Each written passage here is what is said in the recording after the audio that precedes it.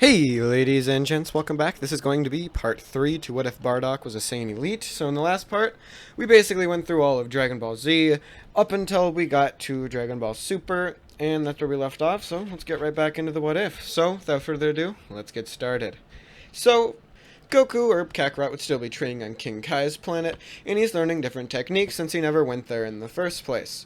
King Kai, over the time skip, basically contacted Goku and told him about some different techniques he could be teaching him, and Kakarot accepted this and he went there. He obviously learned the Kaioken and the Spirit Bomb, and then learned some basic martial arts that he really didn't need because of all the training that he did with all of his friends and basically everything like that. So while he's training with King Kai to basically master and see just how far he can go with the Kaioken, this is where Beerus shows up. So Kakarot goes and hides because King Kai is still really worried about it, and Beerus shows up in a flash.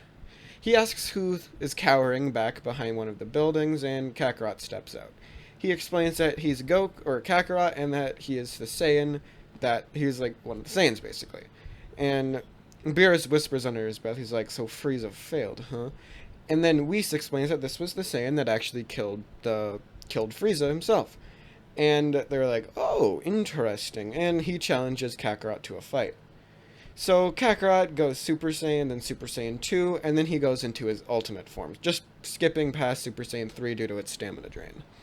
So after this, he puts up like a much better fight than he does in the original. I'd say he's about 2 times to 3 times stronger than his normal self. So he actually is doing really well, or at least for what Beerus' suppressed state is. Beerus then goes to Earth after defeating Kakarot.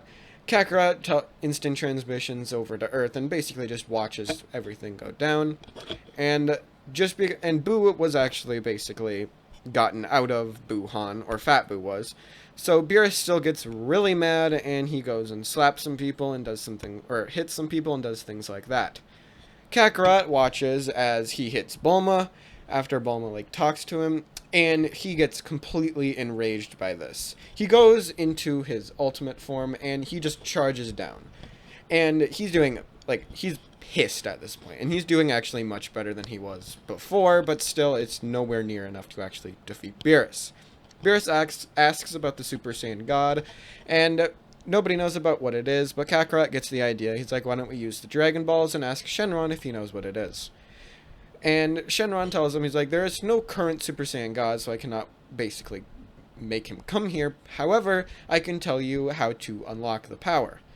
And after getting told that they have to have 5 Saiyans pouring their power into the 6th Saiyan.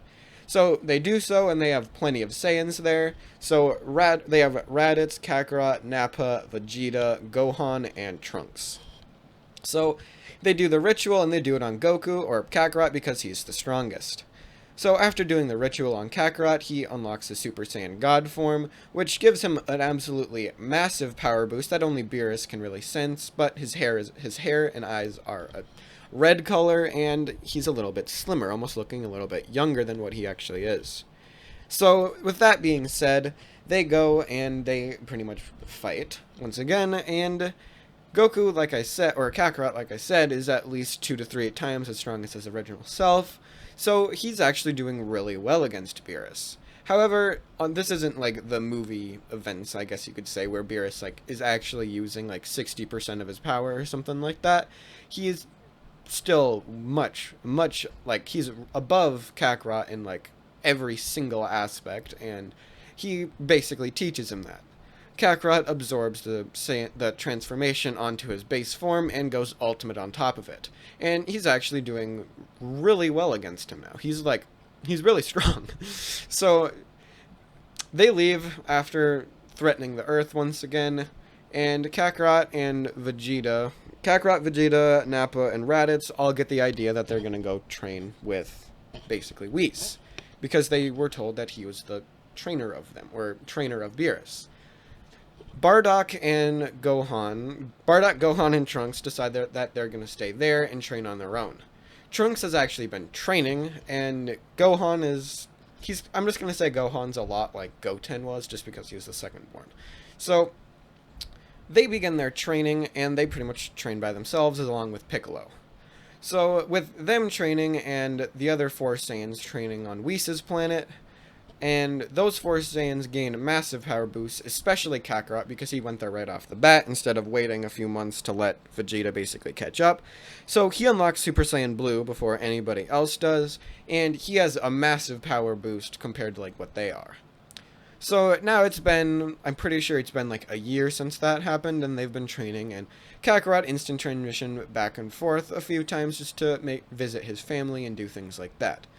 And nobody else really has a family yet, so they can't really do anything. They've just been focused more on training than Kakarot has, even though Kakarot's above them. So now Frieza basically gets wished back, and they put his parts back together, and Frieza begins attacking Earth.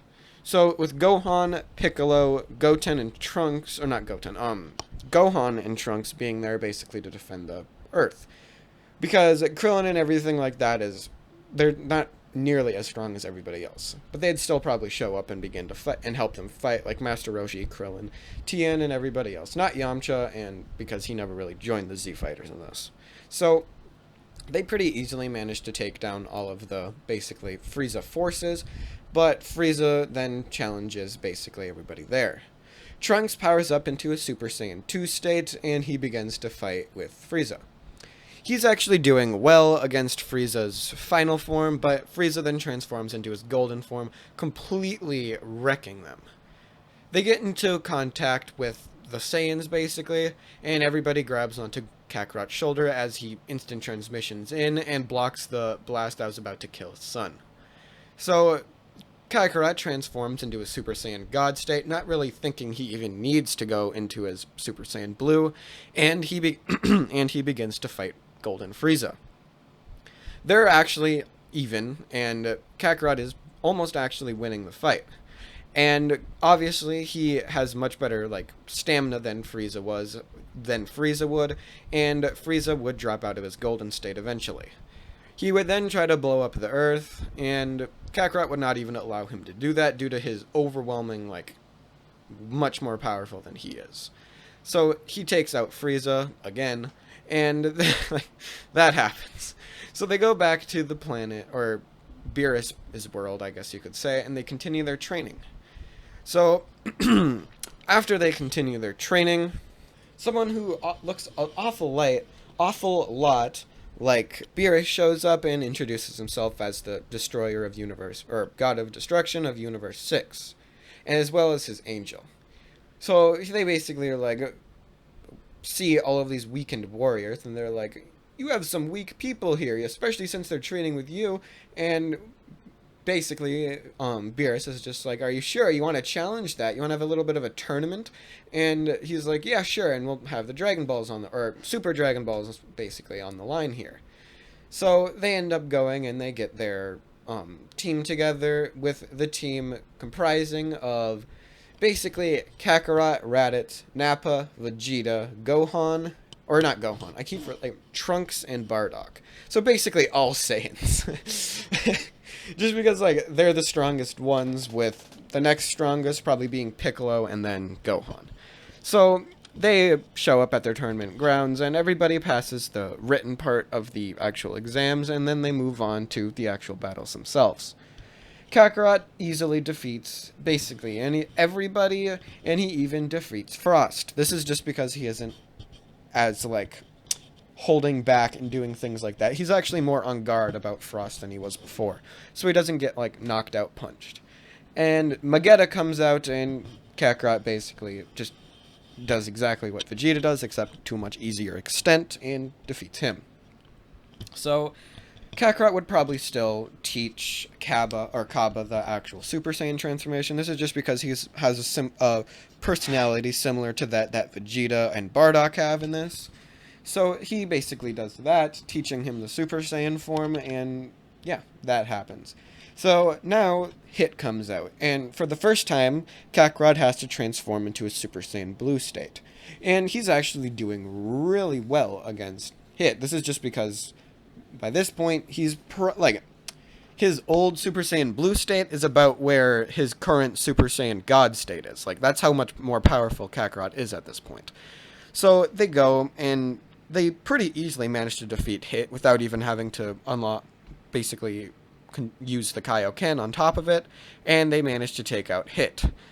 So, and there isn't any Manaka, isn't that his name? Because there's already, like, enough rivals, basically, there, where he wouldn't need somebody to be stronger than Kakarot, just because there's no point, because he knew that Kakarot would be able to win the fight fairly easily. So, Beerus still ends up wishing for Champa's, basically, Earth to be restored, and things like that happen pretty normally.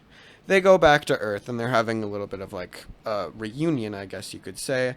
And this is where future or it would be future Gohan, wouldn't it? If you follow the canon timeline and you don't... No, it would be future Trunks, because I made it future Trunks originally. So future Trunks basically comes out, and he tries to hit Kakarot. So that still happens, except Kakarot is much more powerful than his basically original self was. So with that being said, he explains everything that's happening, and a portal basically opens up. So coming out from the portal is Kakarot Black, Kakarot Black, and he challenges the actual Kakarot, who powers up to his ultimate form, just going straight to his ultimate form. And as he's about to, he's like dominating this fight, and as he's about to leave, Trunks basically is just like, don't let him escape. We have to, he'll basically get stronger if he gets back.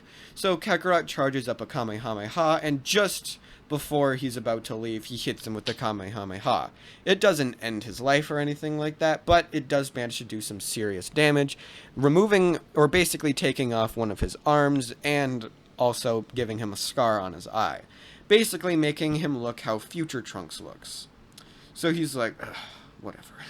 Basically making him look like that, except he's Kakarot.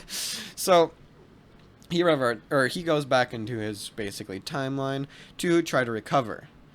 So everybody else, they end up going to the timeline too, or I completely forgot, but Zeno still came down and was like, that was impressive, and all that stuff still happened normally, giving Kakarot the Zeno button and everything like that. So all of that happened normally, just kind of forgot to mention it. I thought I'd go back and mention that. So now, with that being out of the way, they use Trunks' timeline to go, or time machine to go back to the timeline. So there, they basically see that he should have been, like, dead at this point, and they realize that Kakarot Black has to have an accomplice that healed him, otherwise he would have probably died from that attack from Kakarot. So they power up, and they go find where the two of them are. They sense two power levels inside, and they try to ambush them, and they actually do succeed, basically breaking through the door, and Kakarot powers up instantly to his Super Saiyan God state, throwing a Kamehameha at Kakarot Black, ending his life. So now they're fighting future Zamasu. And Zamasu is like, okay, and he's like, whatever, you just kind of got rid of one of the, like, I'm immortal, you can't defeat me, basically, is basically what he's trying to say at this point. So they end up going back to their own timeline, and they end up going to Master Roshi, because he would still have known the Mafuba, because Kakarot still had to, like, take the time to basically get the super god water, or ultra whatever divine, whatever you want to call the water. He still did that, and Master Roshi still basically knows the Mafuba. So with that, he goes and he gets them to teach, or he teaches some of them the Mafuba.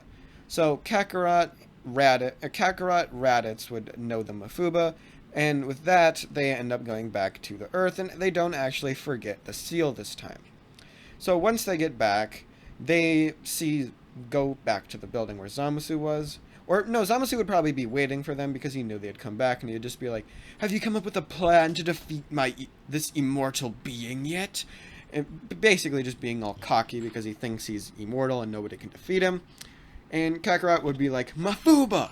And he would basically seal him away inside of the little sealing container, before going over to some random place in space, teleporting to some random planet, and basically burying it down towards, like, even, like, really deep down so that nobody would ever find it. So, with that, the Earth, or like, Trunks' timeline, future Trunks' timeline, isn't like completely destroyed or anything like that because they didn't have to use the Zeno button. So, Kami, or no, not Kami, because it'd be Dende at this point because they had to go get him because Kami fused with Piccolo. So, they Dende, or yeah, it's Dende, right? Yeah, it's Dende. He would wish for the Dragon Balls of his timeline to be wished back, and I'm just going to say that's possible because I don't know if it actually is because they never wished for something like that to be a thing. And that actually works, and Trunks goes back to his own timeline and uses the Dragon Balls to basically wish back everything that happened because of Kakarot Black. So they go back to their original timeline and everything happens hunky-dory, basically. So now Kakarot would still end up going to Zeno and be like, hey, when are you going to do that tournament you mentioned back a while ago? And he's like, oh, yeah, that's a good idea. So Kakarot goes back to his own planet, and this is where they get the message from the Grand Priest about gathering up a bunch of fighters for the Tournament of Power. So the Tournament of Power is going to go fairly differently, but it's not going to be quite as different as most people probably think it'll be. So they gather up their fighters. I believe it is 10 fighters, if I remember correctly. So obviously there's the main people being Kakarot, Vegeta, Nappa, Raditz, Trunks, Gohan, and Bardock, and I think that's 7, if I'm not mistaken. So then they also recruit Piccolo, Krillin, and Master Roshi. So they get all of their, basically, people gathered up, and now they begin the tournament, doing the written exams and doing all the things like that. The prelims would probably still happen, and Goku, or Kakarot, would absolutely decimate Toppo. Basically just having to go into a Super Saiyan God state, not even having to go into a Super Saiyan Blue. So he would absolutely wreck him in that fight, and then they end up going back to Earth for a while, and the Tournament of Power actually begins. So they are all at the tournament ground, and everybody basically splits up, or at least if most people split up. Kakarot and Raditz go and they fight together, as well as Vegeta and Nappa. Everybody else sticks with the group, that being Gohan, Trunks, Piccolo, Bardock, and then Piccolo, Bardock, Krillin, and Master Roshi. They stay together, but the other 4 of them basically go off and do their own thing. So they easily okay, I'm not even gonna like cover most of the fights just because like there's no point. I think it's Universe 9 that first challenged Goku and Vegeta, so they're completely eliminated. So I'm just gonna like skip to the point where Kakarot would go and challenge Jiren. So he obviously goes, he challenged Jiren, he tests him, and he actually gets Jiren to move, basically just going into his ultimate form. He then powers up further, going to Super Saiyan God, and he's actually stronger than his original self Super Saiyan Blue would be, so he's actually managing to push him back a little bit. Jiren powers up a small amount, and he begins to fight a little bit harder. Kakarot powers up to his Super Saiyan Blue, and he's actually, like, much stronger than his Super Saiyan Blue Kaioken times 20 was at this point. So he continues on with their fight, and he still realizes he doesn't have enough power. He activates his Kaioken because he basically mastered that in the time chamber training before the tournament, and he then goes and activates it times 10. He once again starts to fight with Jiren, but it still isn't enough, activating times 20, and he's basically stronger than his Omen 1 state was, maybe even Omen 2, but it's still not enough to actually defeat Jiren. So then he begins to challenge up power up his Spirit Bomb, and Jiren obviously allows him to do it, wanting to basically show that he's much more powerful than him, even with his strongest technique. So Kakarot finishes powering up the Spirit Bomb, and he throws it at Jiren. Jiren obviously repels it, and Kakarot, it has to go into his Super Saiyan Blue Kaioken times 20, and he tries to repel it. Jiren obviously has more than enough power, and he basically throws it back at Kakarot, seemingly killing him. They begin to walk away, and Beerus is pissed. He's like, he killed him, and it was his own attack, so even if it did kill him, it doesn't matter for Jiren. So Jiren is about to basically turn away before a massive, basically, beam of light or white light shines, and there comes Kakarot stepping out, and Beerus is like, whoa, did he do it? Did he do it, Whis? And Whis is like, yes, he did. Kind of a thing, just like normal. The fight continues, and this is like, Kakarot at this point is probably about as strong as his normal, like, Omen 3 was, so he's actually pushing Jiren. Jiren would basically go into his, like, really mad, like, he gets mad and he basically pushes through all of his limits, and he begins to fight Goku with his limits basically broken through. So Kakarot is basically trying to figure out a way to power up before eventually, because of his, like, the massive stamina drain and everything like that of his Omen, or Ultra Instinct Omen state, he ends up getting defeated. So Jiren lets him live, basically, just because he wants to see if he can get any more powerful, and he wants a powerful, basically, fighter to fight. So Kakarot goes and he recovers from his battle. So it would actually be Raditz that would give him some of his energy, and not Frieza, because Frieza was never recruited. So Kakarot goes, and he basically, or Kale and Caulifla would actually challenge him. So obviously they can't do anything to him until they end up eventually fusing. He ends up powering up to his Super Saiyan God state, but it still isn't enough, eventually powering up to his Super Saiyan Blue. So it still isn't enough at this point, and he's about to be defeated by Super Saiyan, or Legendary Super Saiyan 2 Kefla. And at that moment, he once again enters Ultra Instinct Omen for the second time. This is obviously more than enough to defeat Kefla, and he easily does so, before eventually falling out of the state with a little bit more stamina than he did in the original due to not having to use Ultra Instinct for quite as long. So they go and they defeat Ani-Raza because he would still come out, and now they're fighting Jiren once again. Almost all of the it's basically just Toppo, Jiren, and Universe 7 left at this point.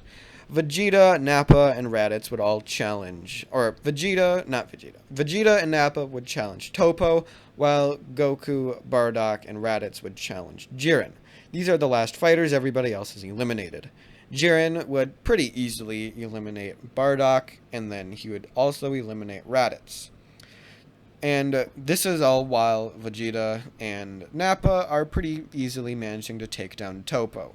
Vegeta would still enter his, basically, Super Saiyan Blue evolution state, and that's just because it still wasn't enough for two Super Saiyan Blues to take on Toppo, and Toppo would still be like, this power isn't enough kind of a thing, so he has to end up transforming into his Destroyer state. So with that happening, Kakarot is 1v1ing Jiren in his Super Saiyan Blue Kaioken times 20 state, and he's actually doing really well against him due to the constant Zenkai boost he's got from basically fighting everyone.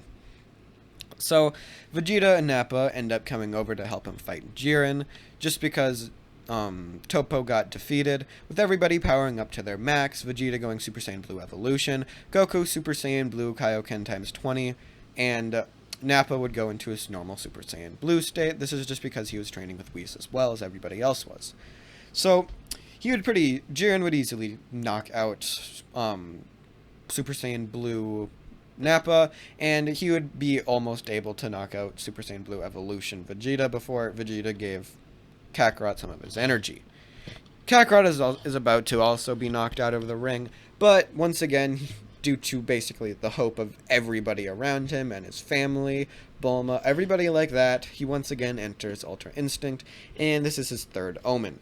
He is easily defeating Jiren at this point, and he even powers up to his Mastered Ultra Instinct at some point during this fight, just because of the massive potential that Kakarot has that is even higher than his original self's was. So he easily manages to defeat Jiren before he eventually would power down still. But this obviously was enough for him to be able to defeat Jiren before he powered down with all that weird black and purple energy flowing out of him. I'm not exactly sure what it was, but it didn't look good for him.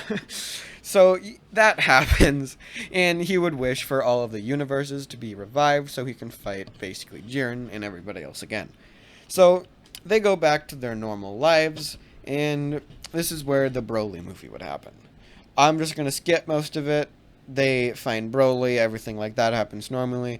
Frieza shows up on Earth with Broly, but instead of what normally happens, it's Vegeta, Kakarot, Nappa, and Raditz there waiting and fighting instead of just Kakarot and Vegeta.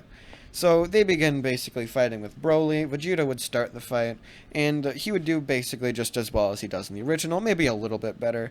But the fight would really change when Kakarot shows up, because his Ultra, or not his Ultra Instinct, he still can't access his Ultra Instinct, but his Super Saiyan Blue is literally like as strong as his first Ultra Instinct Omen was. So he's like easily taking on Broly until Broly would basically transform into a Super Saiyan due to Frieza killing Paragus. But I'm just going to say he wasn't as enraged at that point yet, because Kakarot basically was trying to like talk to him, and he stopped Vegeta from hitting him. So he could clearly see that Frieza just killed his dad. Broly transforms into a Super Saiyan, and he goes and he legit kills Frieza just because of how enraged he is. He then turns around and he's completely out of control at this point, and he begins to fight Super Saiyan Blue, probably Kaioken times around 10 Kakarot. They're fighting relatively on par, and Kakarot ends up transforming or powering up further, going into Kaioken times 20. And he charges up a Kamehameha, and he begins to basically throw it at Broly.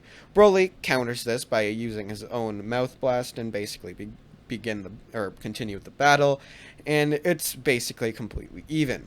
But for brief moments, Kakarot's hair turns basically silver, and his beam gets like massively more powerful than what Broly's is. And just before it's about to completely destroy Broly, he gets basically wished off of the planet and back to Vampa by Chilai, and can't remember the other guy's name.